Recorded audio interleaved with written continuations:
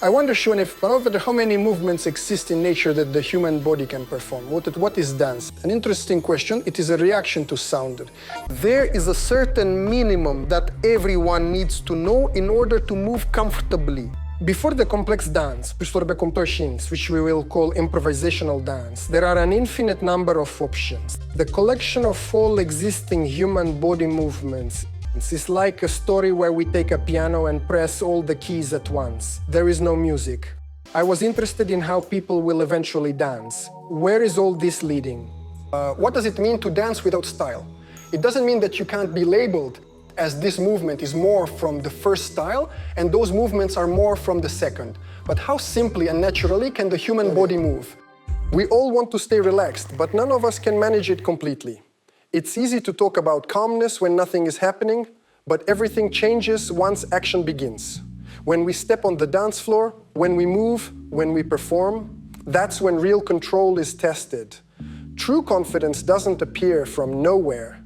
Empty posing fades fast.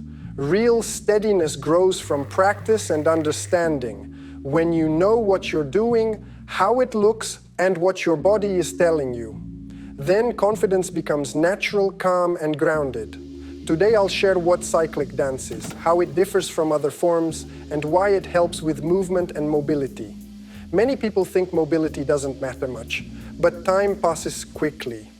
One day you feel light and free, and suddenly your body doesn't respond the same way. Movement reveals truth, and dance reminds us of it. You're 20 or 30 today, before long you're 40 or 50, and suddenly you notice you sleep 2 hours longer or 2 hours less, and your daytime energy drops compared to before. The effect compounds. With time, you have to run faster and faster just to stay in place, and that is only to hold your ground. What felt effortless at 25 begins to require warm-ups and real sleep discipline. Consistently. I started ballet and folk dance at 4. I was lucky. My parents enrolled me early because I love to move. I learned break dance from the first people who created it and brought it to Russia. That was back when I still wore a young pioneer scarf in 6th grade. In my teens, I studied ballroom dance and even held a competitive class ranking. In 1996, I opened a school that carries the traditions of the first modern dance schools in Russia. Startniger, Jump, the Russian UNESCO Federation School, and the Hip Hop Center. My school embraced every direction and style and stayed open to experiments. The school where we ran all these experiments had been around for a very long time and worked for over 20 years. Tolya was with us from the start. One of the first people who saw with his own eyes how it all evolved. We built this school together with Kirill Kulakov, who created a network of city charging stations, Berizariad. You may have charged your phone with that blue power bank you can pick up across Russia. From city to city, that was Kirill's project. Over time, the project matured and kept its doors open. I was always drawn to many different styles, yet in the end, everything was subordinated to one simple idea. I looked for an answer to a slightly funny, maybe youthful and naive question. What will dance be like in the future? I wanted to know how people would eventually dance, where it all was heading. And I understood that everything in the world, art, design, and science, is subject to eclecticism. And all directions mix and integrate with one another. The styles people regard as canonical, pure, essential, are used less and less. New directions keep emerging, and people are eager to experiment. Dance, like any art, like music, is grounded in experiment. I kept searching for how one should actually dance. What is the ideal dance? I watched many different performers, experimented on my own, and realized that across styles, there are a great many common elements. In other words, there is a shared base that repeats regardless of style. And if you look at any dance from a standing position, you will see that it is built on steps. So if you cannot walk, then from standing you cannot really dance. We can also say that if a person cannot turn, bend, and arch, it is unlikely to be any kind of dance. That is, from a few simple mechanical principles comes the whole mechanics and geometry of bodily movement. The body follows structure, not fashion, and movement grows from those basic rules.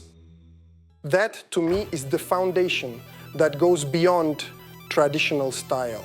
What does it mean to dance without style? It doesn't mean you can't be labeled.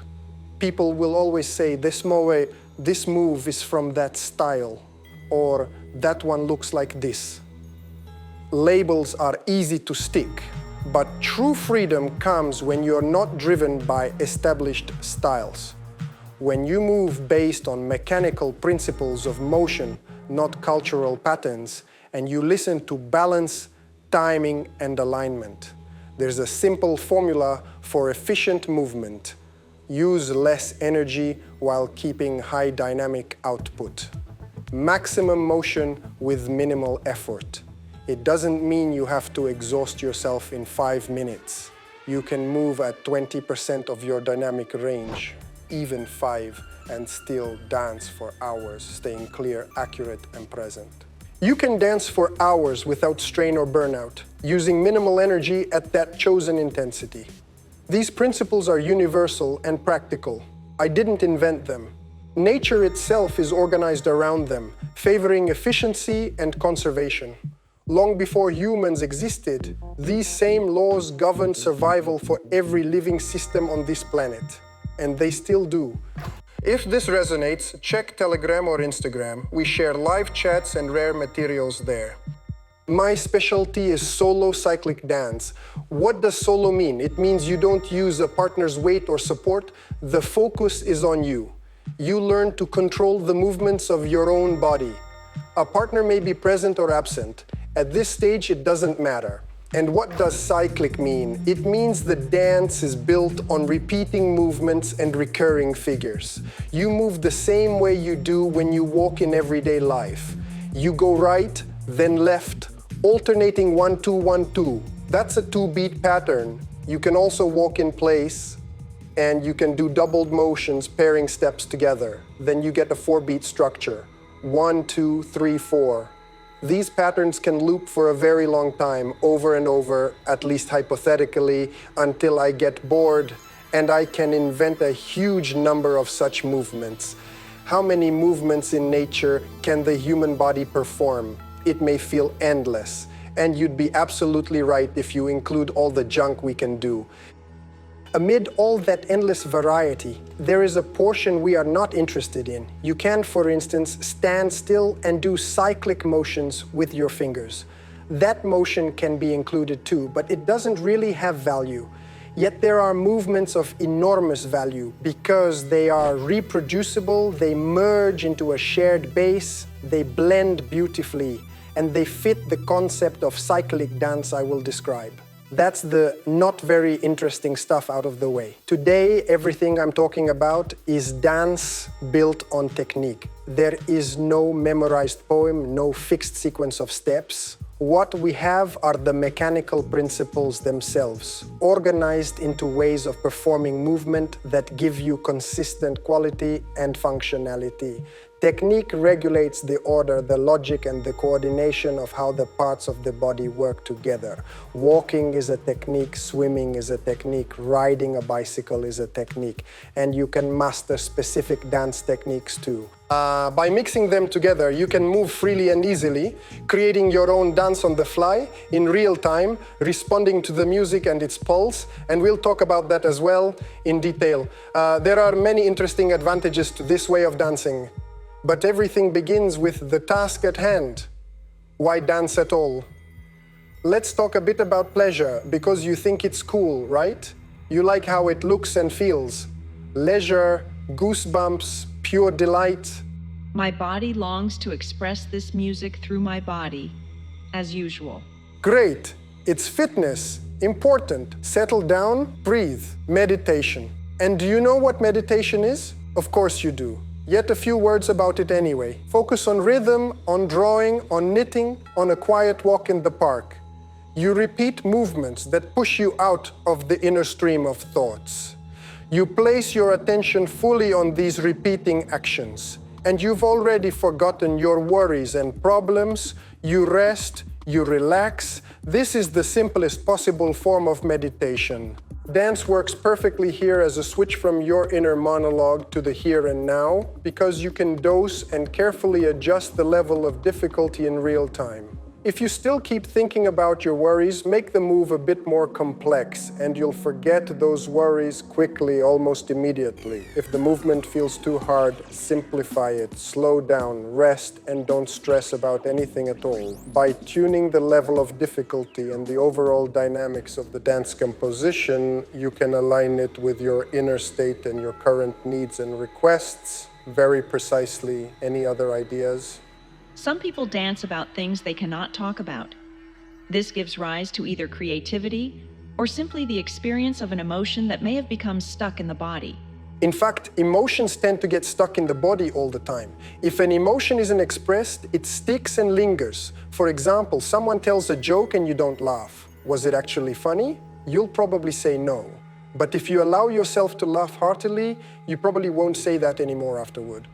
Experiencing an emotion is directly linked to your internal biochemical processes. And dance, in many ways, what is dance? A good question. It is a reaction to sound.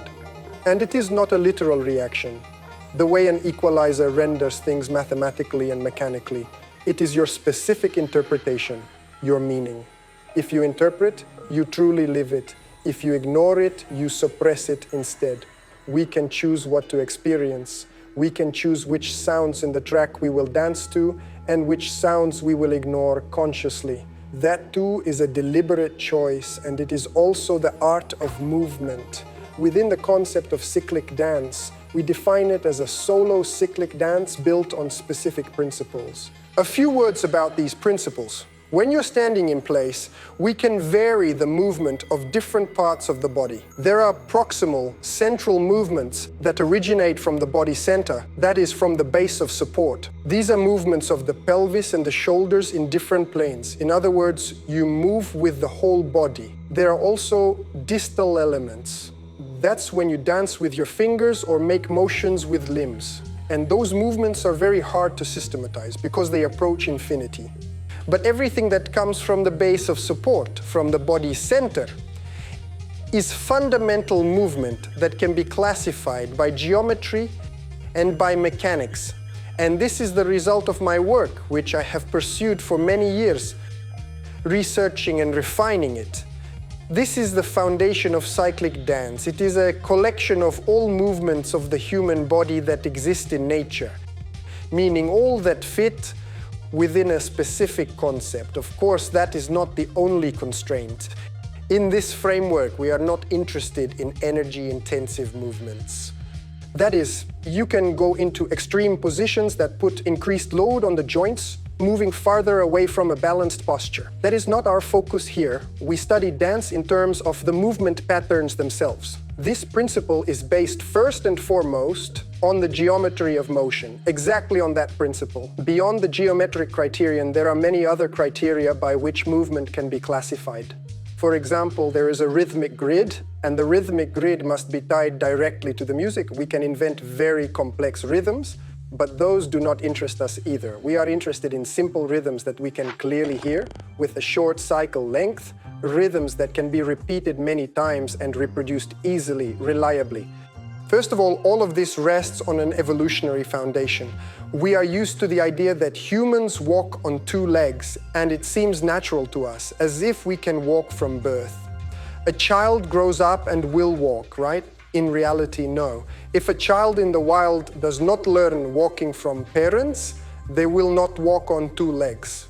Walking is a learned skill, artificial in that sense, but it is so ancient that our body has evolved for bipedal walking, for upright travel. Scientifically, this is called bilateral locomotion. It is a process of endless falling, where you place your foot and keep balancing. On two supports, there is no truly static position. We are always falling, yet we balance. We balance and we sway a little, maintaining equilibrium in motion continuously. This is how the system holds itself together. We stand, yet inside there is a constant process of balance control at work. This is called scientifically controlled falling. In other words, we fall, but we control it. We keep correcting ourselves all the time, continuously. To go forward, you need to lean forward. To go back, you need to lean back. The same applies to the other directions. Walking turns out to be one of the most natural movements for a human being, because the body evolved through bipedal travel, and most dances, except the extreme, exotic or acrobatic ones, are based on walking in one way or another. Here we come to an important point. If a person cannot walk well, it is hardly time to start learning to dance. So first you need to learn to walk. And today many people discover that we actually do not walk well at all. That will be one of the goals of our session, to figure out whether we can walk and to see how dance walking differs from ordinary street walking. And if we do not even walk well on the street, then dancing is the next step, a clear second level for training. A few words about cyclic movements. There are two principles for organizing movement in time: simultaneous and sequential. What do simultaneous and sequential mean exactly? Sequential is like a poem told in movements. 1, 2, 3, 4, 5, 6, 7, 8. I perform a set of actions that follow one after another. That is a dance combo, a learned sequence with structure. When you memorize a dance piece, you prepare a video sketch and you learn a set of beautiful moves. That's great. It's the best approach if you want to record an engaging video or perform for an audience and get the expected result. If you want to relax, respond to the music, and simply enjoy dance as leisure, this approach does not suit you at all. Because to learn 1 minute of choreography, you need to execute movements at 2 beats per second. That's 120 moves per minute. That's 360 moves to memorize for 3 minutes.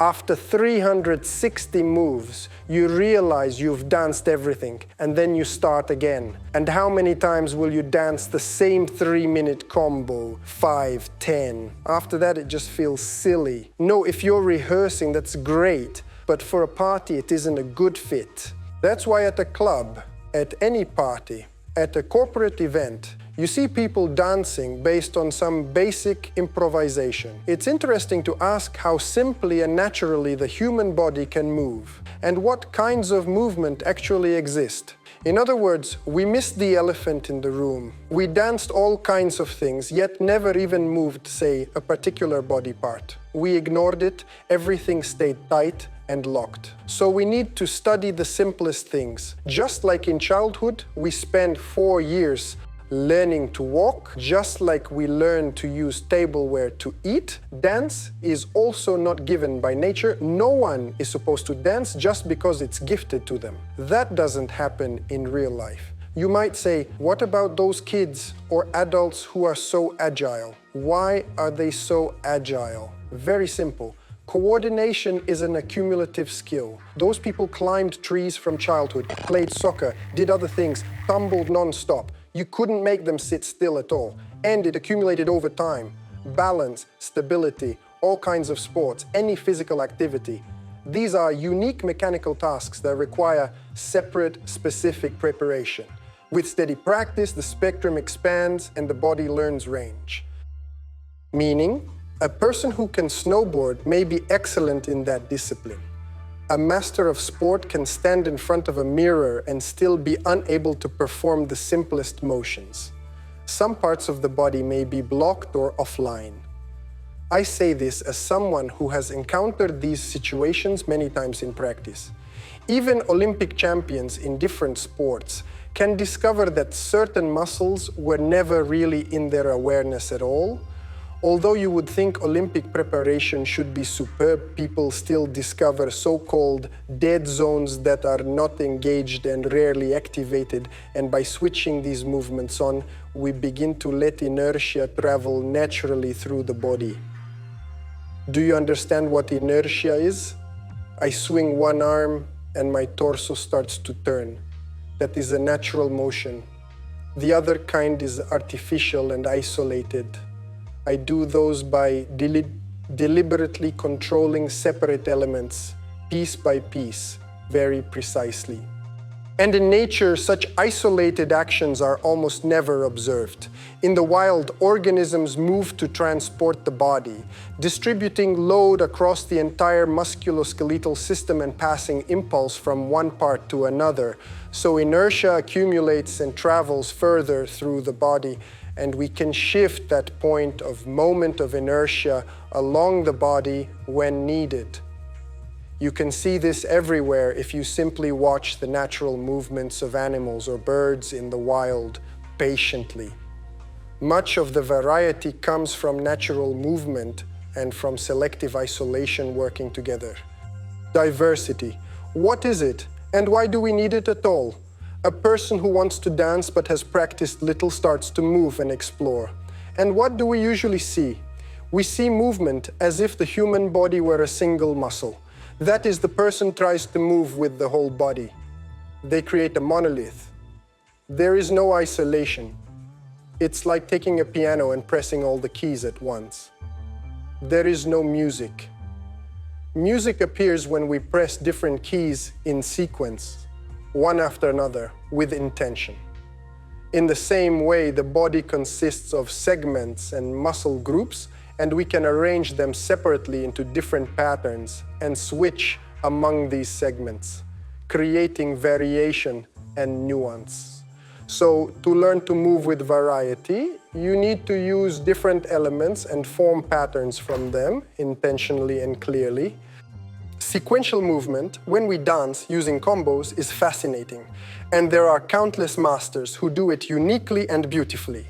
But my field of research, what I focus on, is the parallel execution of movement. You can use the feet for one action, rotate the foot while lifting the heel, engage the knees, the pelvis, the shoulders, the arms, the head, and the torso turns, all at once.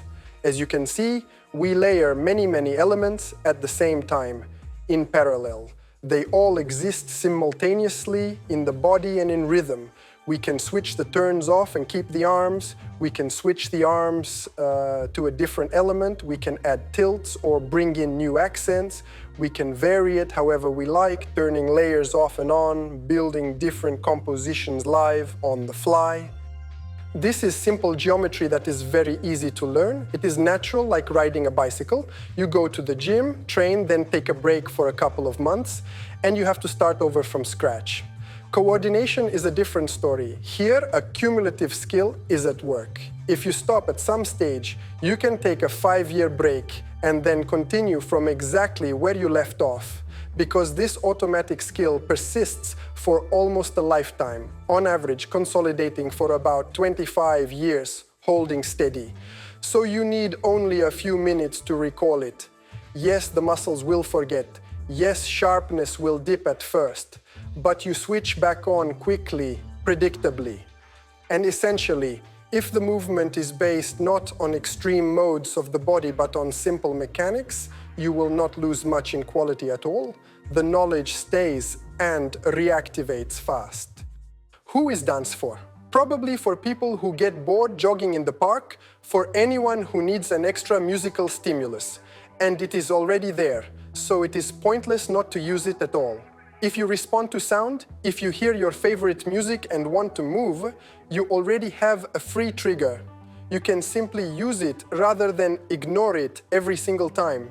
You don't need any motivation because you already have it in the form of goosebumps that switch on by themselves and do the job reliably.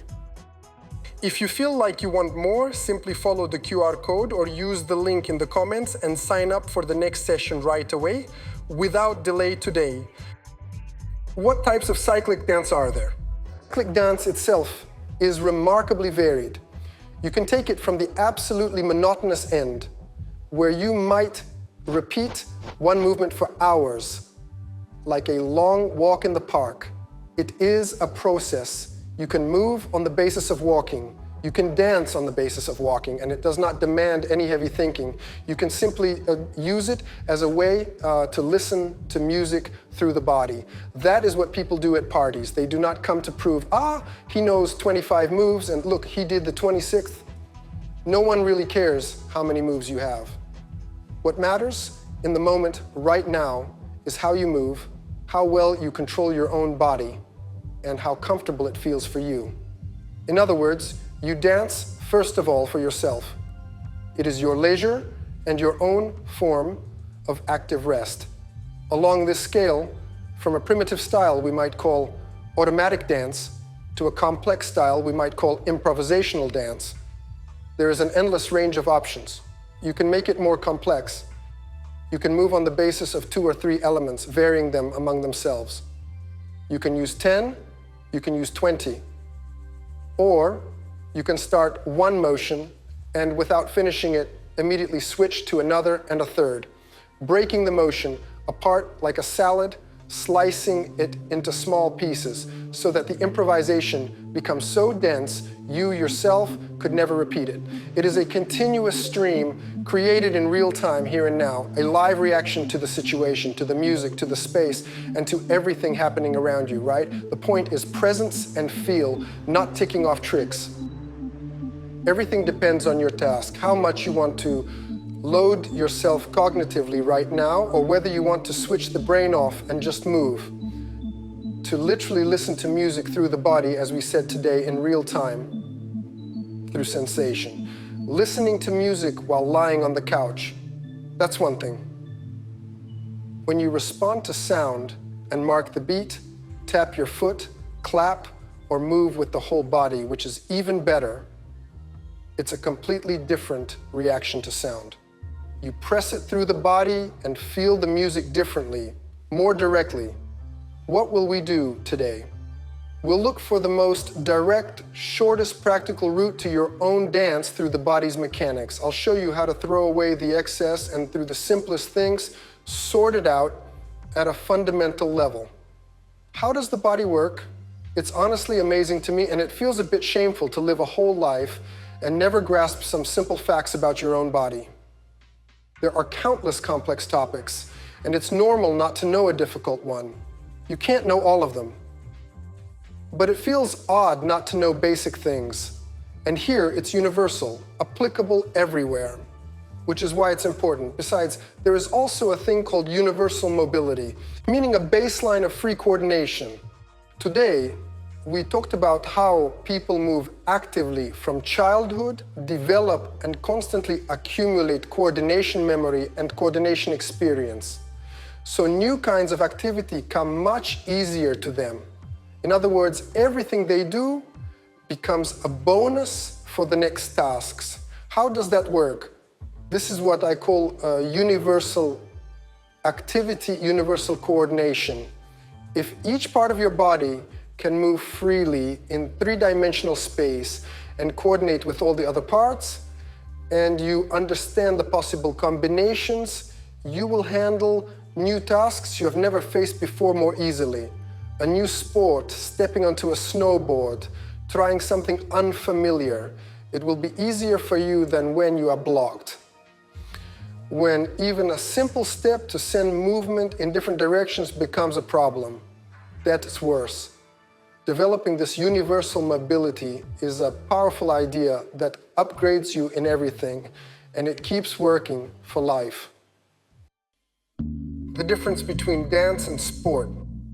Dance differs from sport. In sport, the point is a timed result. You train the process to hit targets, to deliver on schedule when it counts. In dance, the aim is the process itself. Sensation, attention, presence, not chasing a finish line at all. If you are oriented toward results, it may be very hard for you. You expect that you'll train now, you'll train twice as much as you planned, 5 times as much as you planned, and there will be a result. And then there is no result, or there is one, but not the one you wanted. This happens again and again. Your fixation on results starts to choke you. You quit. In the end, you burn out. So that approach doesn't work. Here's how Anatoly learned to dance with us. He simply kept showing up for years and danced Same with me. I wasn't any remarkable dancer. I wasn't the best in my childhood group at all.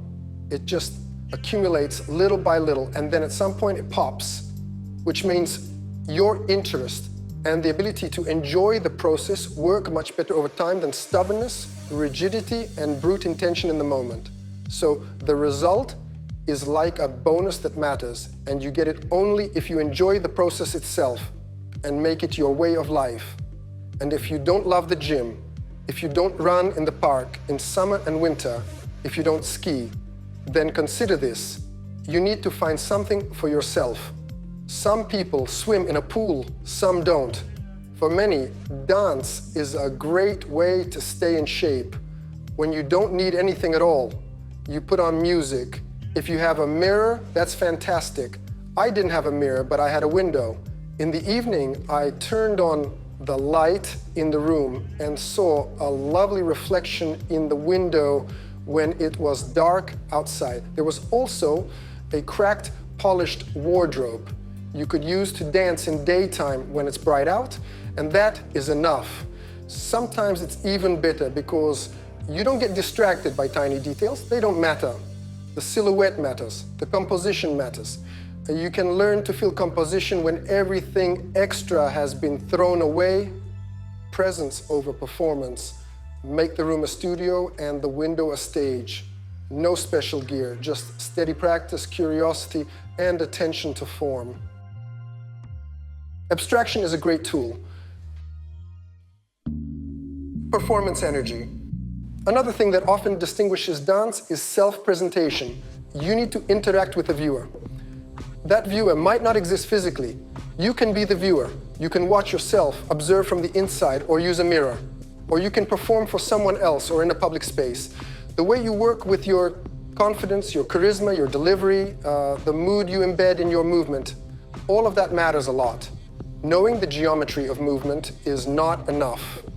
You also have to develop a certain level of psychological and social comfort in yourself and relaxation, which supports you as well. This is therapy too, right? Very much so. Stepping into the circle is, for many, a huge act of overcoming. But it changes you for the better, and along the way, gives tangible relief. Because we are social beings, and recognition matters to us. As someone who sometimes works a lot at a computer, I notice I start to lose the habit of talking to people. I need to go out into society and practice it. Same for each of us. You cannot stop. In fact, gravity pulls us down the moment we ease the pace a little. So the pace needs to grow gradually. There is also a certain minimum everyone should know to move comfortably.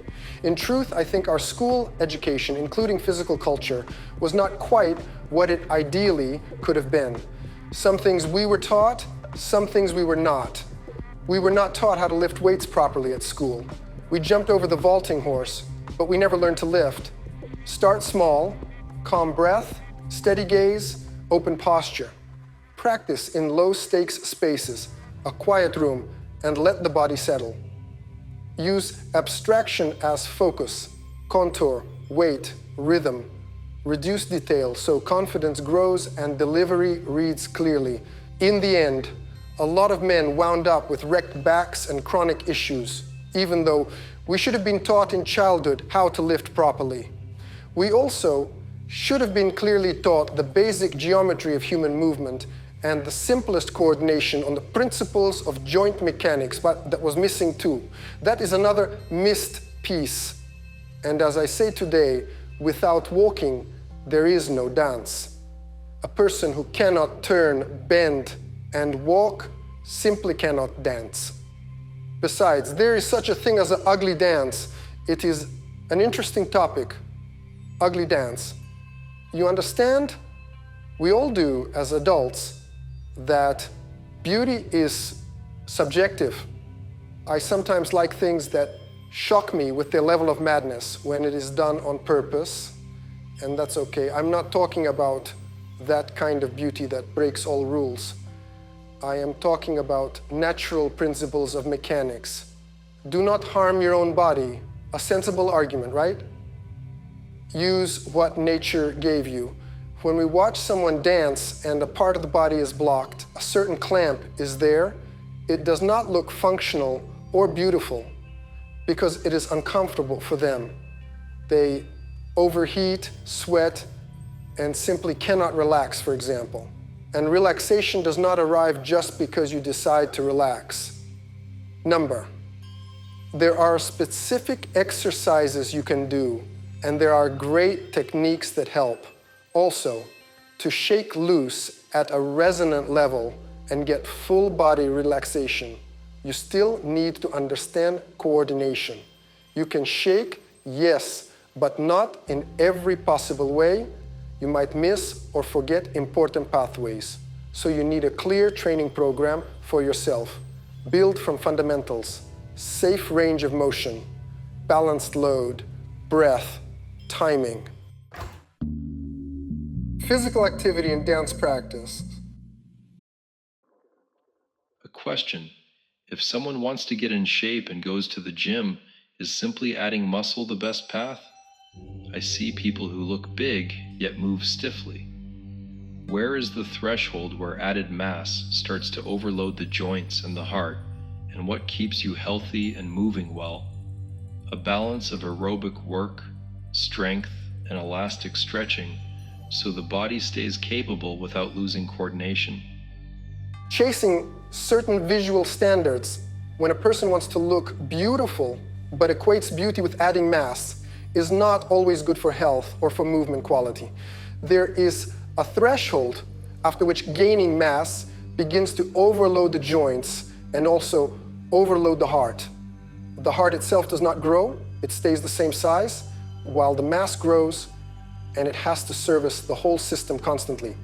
In gyms, we often see people who have tremendous strength already, yet they cannot run on the treadmill without risking their legs. They end up using only the stationary bike. We cannot decree what is good or bad, since there is no single rule for what is beautiful, but we can discuss what harms health and restricts movement. Ideally, you combine aerobic work, strength, and elastic stretching. Yoga or gymnastics fit here too. That is a golden standard where all three components are present and balanced over time in practice. How you combine them and how deeply you go into each is your personal choice. For me, dance alone doesn't cover the full circle of physical work, so I add pull-ups, push-ups, and a few yoga-style stretches. A question: why? Why do you need it? If you want to be in shape and feel much better, you'll be amazed how much you can do by performing each day 10 push-ups, a few pull-ups, a few stretches, and a few squats. Say I walk a lot of stairs, so squats are less critical for me, but let's say 50 squats. Everything I just listed is about 3 minutes divided into 1-minute bouts across the day. You sit for an hour, then stand up and move for 1 minute. Of course, you cannot do extreme stretching on a cold body. That's harmful, that's risky. You cannot do lots of pull-ups on a cold body either. Do it carefully, slowly, gently.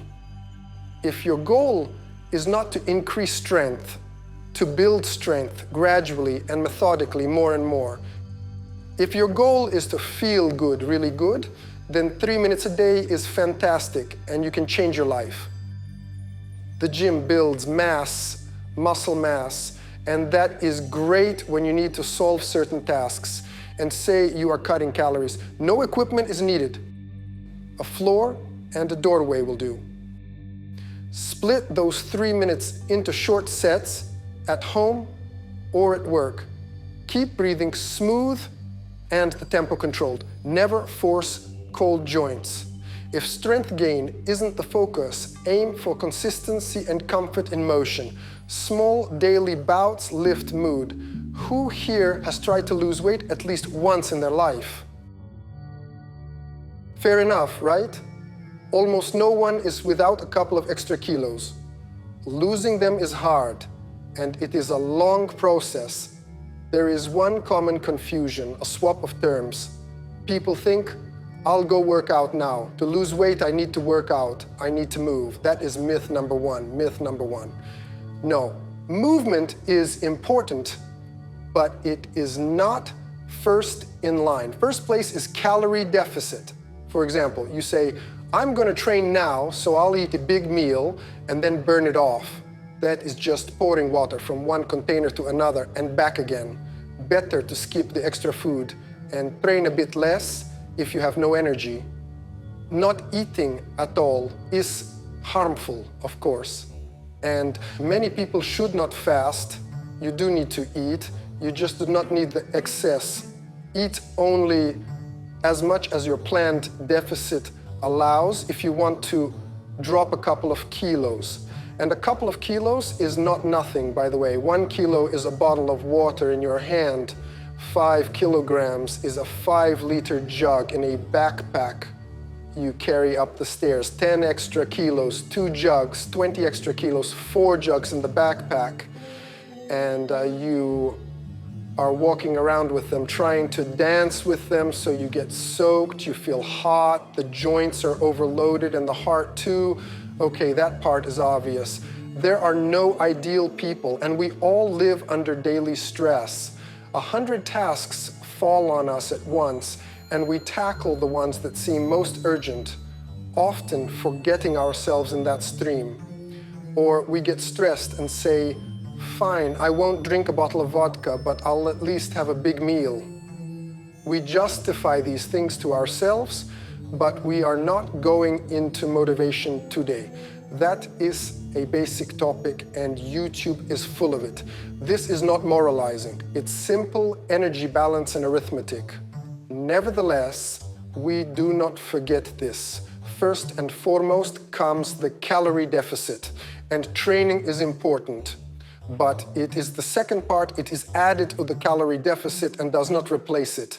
The problem is this: when you run a calorie deficit and start losing weight, your muscles also begin to degrade.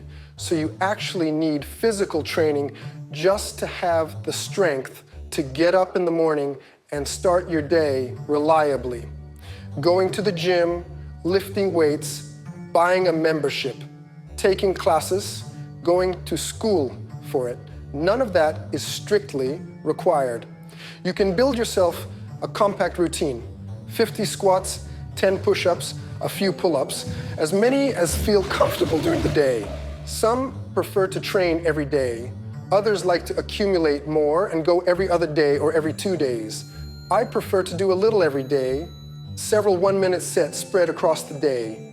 I like training because I sit a lot, and that is harmful.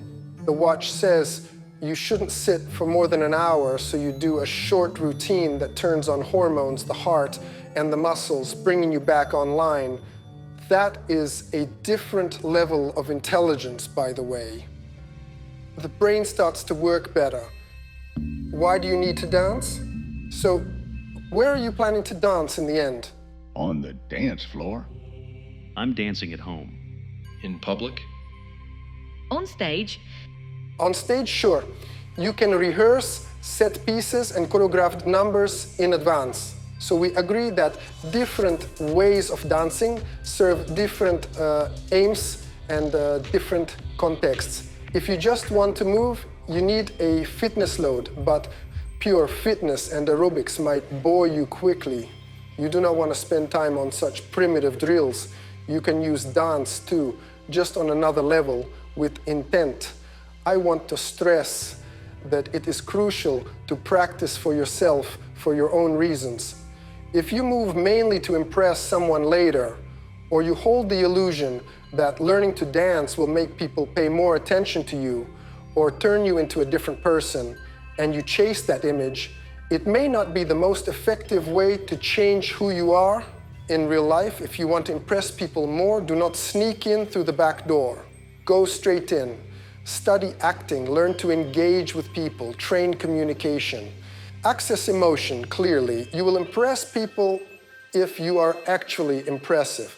Do not try to use dance to do another job. These are different tasks.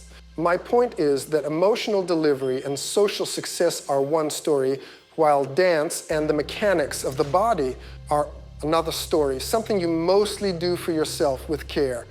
You can support the project using the QR code or the link in the description. Music for dancing. What kind of music is suitable? Any dance music or something specific? Here's a person who wants to dance there. As a great teacher might put it, feel your goosebumps. Follow what lights you up, honestly. If you like the music, use it to stimulate your own psyche and switch your body on. This is a tool you choose personally to fit your taste. Someone else might use a metronome because it is discipline, a steady pulse, and that is enough to synchronize movement with sound. Another person may want live instruments, an associative soundscape, or a vocal line to hang on to. All of it works for dance if it genuinely delights you. Motivation. You do it, or you don't. Some don't. Some only want to start, right, Genya? They want to begin, but starting is hard. Why? Because to start, you need to want it. And you don't want it because you never started. That becomes a closed loop. Appetite comes with eating, yet we stay hungry and don't give ourselves this dance input because it's hard to involve yourself in the process, but there is a simple recipe that goes beyond dance practice. It works in life, in absolutely every situation, for everyone. 1 push-up a day. Motivation is born in action. There is a minimal threshold we often set too high. No, I won't do pull-ups. I must do several. No, you don't need several. Do 1 pull-up, and you'll find it's not as scary as you thought. Start with the tiniest step. Lower the bar until it is laughably easy. 1 push-up, 1 minute of music, 10 steps in place. Action creates desire, not the reverse. Take 1 action and willpower shows up. Do it every day, and in 2 weeks it stops feeling scary. Fear drops, curiosity rises. Then you'll want 2 pull-ups, then 4. Later you notice your brain switches on, you wake up after the set, and it isn't stress for the body, but a wake-up. The system feels clearer, breathing steadier, focus sharper. You start wanting more. You slip into a good, useful dependency on the process. You rev the body and use that energy for good. To study, to work, to play. That's why micro steps exist, and you should grow them. There's plenty of criticism from science about micro-step methods, claiming tiny steps stall progress, that you stand still and stay stuck there. But no, keep increasing and the micro disappears. Spin up, gradually raise cadence and volume, shift to a new level, amplify what you enjoy. Micro steps are a starter when willpower won't kick in, a spark plug for behavior. Learn 1 foreign word a day or 1 phrase. Okay, if that's hard, 1 word a week, a month, then more, then more. Don't forget, a year skipped at 15 minutes a day equals 2 weeks of full-time training, as if you worked all day, from morning to night, all day. Skip 5 minutes a day, that's 1,825 minutes a year, about 30 hours, roughly a long weekend of practice. In 3 years, that's 90 hours of active practice missed. Can't you get out of it? You can lie to yourself, sure, but at least admit it to yourself when you do. That's a common human move. Just don't make self-deception your habit. And let's not forget, age adds a tax on procrastination.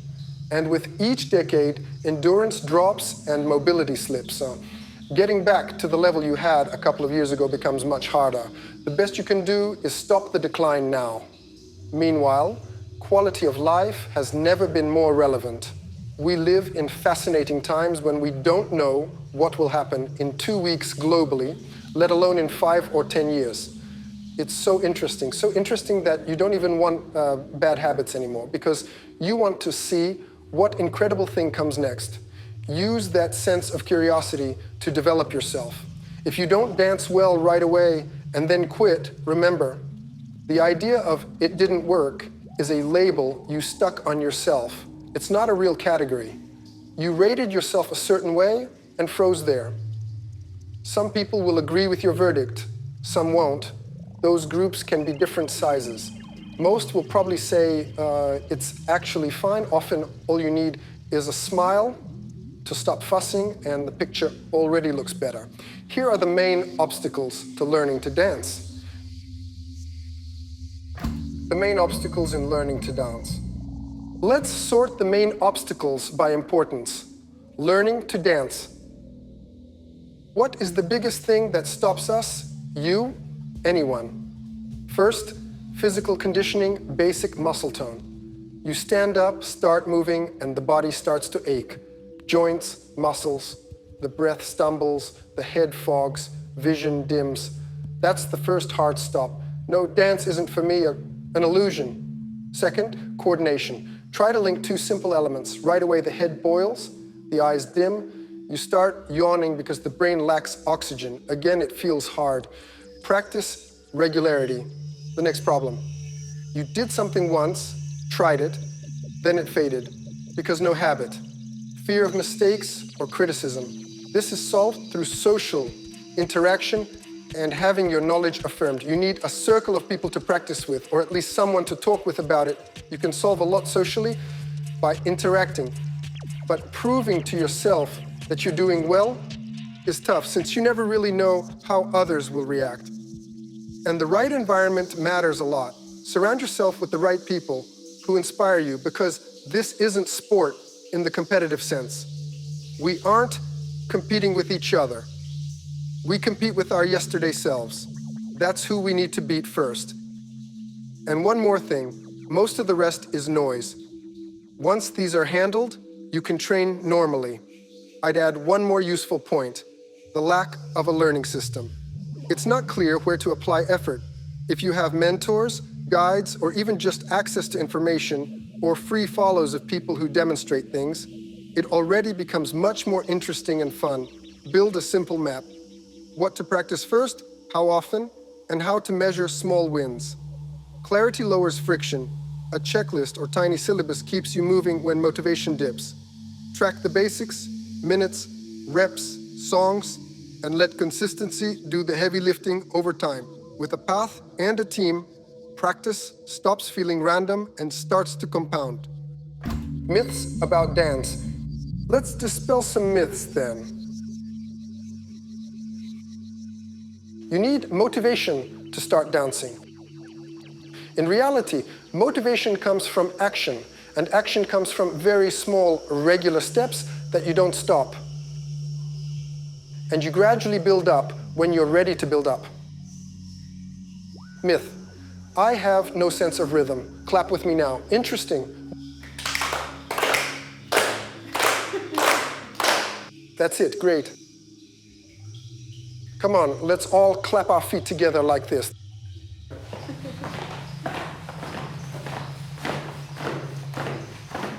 That's it, great. Now, let's all nod the head. Back, back, back, back, back, back. Great. Feel it, just don't break anything. Now, feel how it gets harder? Yes. Let's do hits in antiphase together. Hands, feet, hands, feet, hands, feet, hands, feet, hands, feet. There it is. People start to fall apart, right? So the problem isn't that your brain is wrong. The problem is that the signal from the muscle doesn't reach the brain well enough. If the hands are very mobile and can do fine motions, the head is less trained, listens worse. The leg is less mobile than the hand. The knee may move with more difficulty. The hip, especially against gravity, is harder still. And then you realize rhythm isn't the problem. The issue is that some elements just aren't developed in you. Part of the body, in effect, is atrophied. It isn't about talent, it's about pathways. This isn't even the most interesting part today. There's a common myth. First I'll learn to dance, then I'll go out so I won't feel ashamed, then I'll start dancing. That too is nonsense. In reality, if you can walk, that is already a complex skill you spent years learning. Dance differs from walking only slightly. People in general don't care how anyone dances, and most don't obsess over quality. So the idea, I won't dance because I move badly and don't control my body, is self-deception and self-limitation. Another myth, it's too late for me. Neuroplasticity is preserved throughout life. It is never too late. In fact, it is very beneficial, often more than other activities because it is tied to music. There is plenty of research showing that playing instruments and dancing develop neuroplasticity and human intelligence. These are concrete tasks we solve in movement, and they help keep you in tone, not only physically, but mentally as well. And we have already busted the myth about time today. I told you that you don't need any special time. If you danced 5 minutes a day, you might sleep faster by those same 5 minutes. You didn't steal time from yourself, you added to yourself. You didn't spend energy, you triggered hormonal processes that awaken new potential and efficiency for other tasks. This doesn't need proof anymore. We already know that physical activity activates you. You don't need a certificate to step on the floor. Walking already trains balance, timing, weight shift. Most people glance, smile, and move on. Perfection is fear in a costume. The brain rewires with use at any age, and music multiplies that effect. 5 honest minutes count, and often pay you back with better sleep. Expressiveness and aesthetics of movement. I said today that some movements look very natural. They appear in nature and are performed by the whole body. For example, a turn, we accumulate rotation through all the joints and execute the action with the whole body. Certain movements read as natural because there is a clear point of effort, and the whole body participates in the solving a specific mechanical task.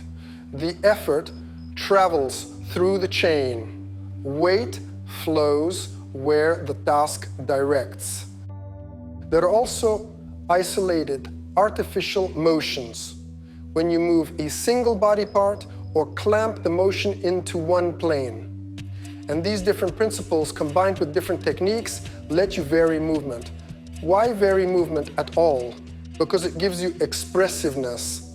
In art and design, expressiveness is a very important word. And in dance, you can realize your ideas through contrasts. Contrast can mean slow versus quick, straight versus curved, stillness versus burst. Each switch is clear to the eye.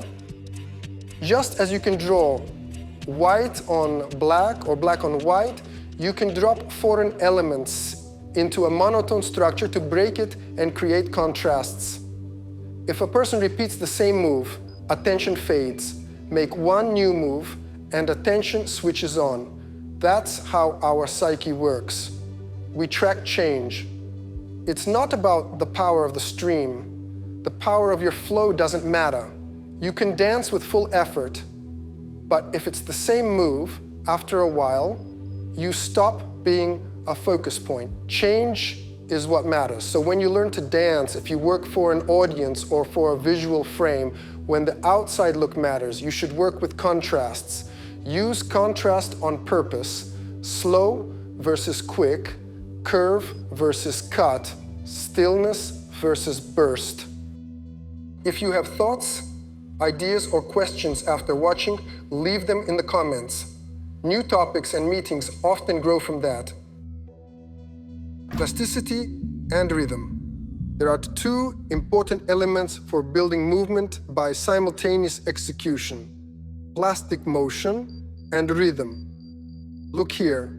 This is a rhythmic action that I can combine with a rotation. This is a plastic action, a rotation. These elements can be performed by a single body part. Moreover, they can even be executed in the same plane, and both will still read clearly and be perceived normally. We can complicate this geometry and actively increase the number of layers. Of course, beyond rhythm and plasticity, there is also effect, and many other elements of dance could be singled out.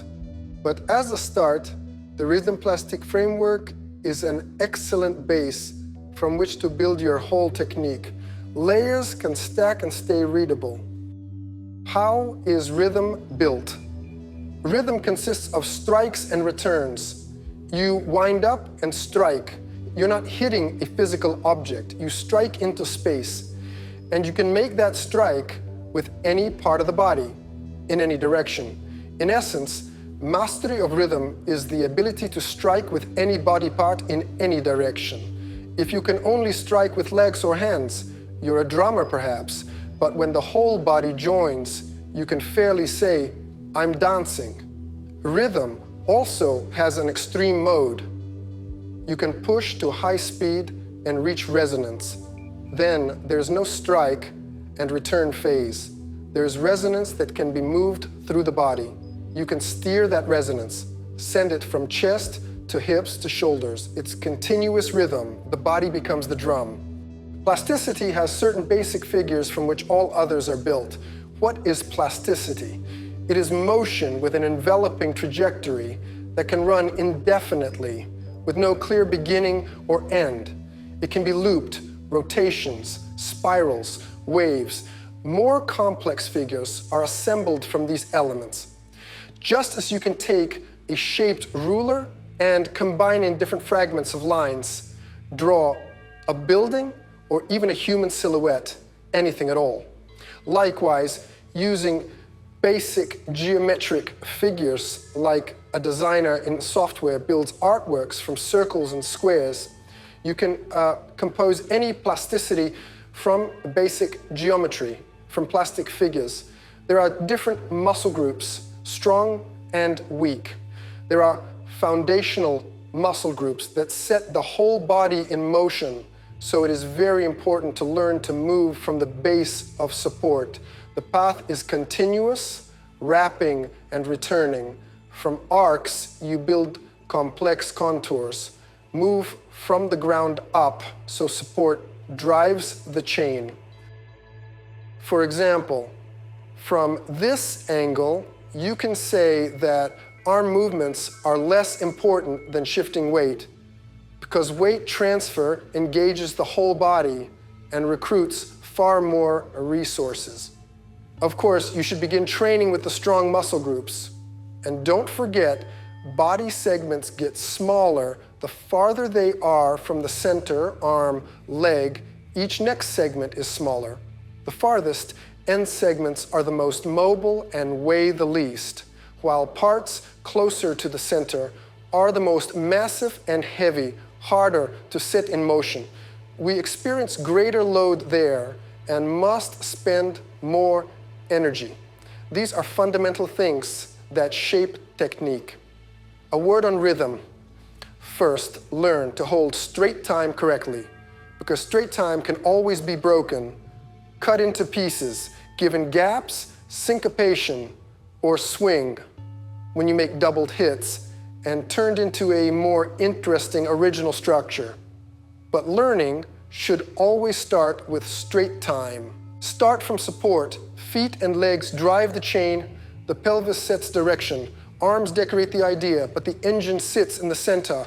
Practice will be in the next part of the video. You can support the project using the QR code or the link in the description.